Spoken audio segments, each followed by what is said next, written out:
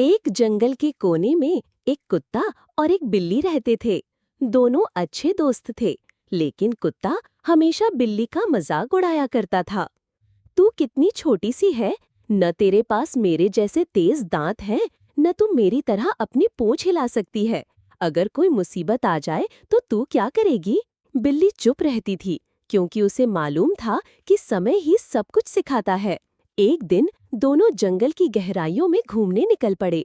अचानक उनका सामना एक विशाल और भयानक बाघ से हो गया। बाघ जोर से गुर्राया और उनकी ओर दौड़ पड़ा। कुत्ता जोर जोर से भौंकने लगा, लेकिन बाघ नहीं रुका। बिल्ली ने एक पल भी बर्बाद नहीं किया और फुर्ती से एक पेड़ पर चढ़ गई और सुरक्षित हो गई। कुत्ता भागने की कोशिश करने लगा, लेकिन बाघ ने उसे पकड़ लिया। किसी तरह कुत्ता पेड़ के नीचे झाड़ियों में छिप गया, लेकिन वो घायल हो गया। जब बाघ वहां से चला गया, तो बिल्ली पेड़ से नीचे उतरी और मुस्कुराते हुए बोली, हर किसी की अपनी अपनी ताकत होती है। तुम भौंक सकते हो, मैं पेड़ पर चढ़ सकती हूँ। मुसीबत के समय गुस्से से नहीं, समझदारी और शांति से काम लेना ही सच्ची ताकत होती है।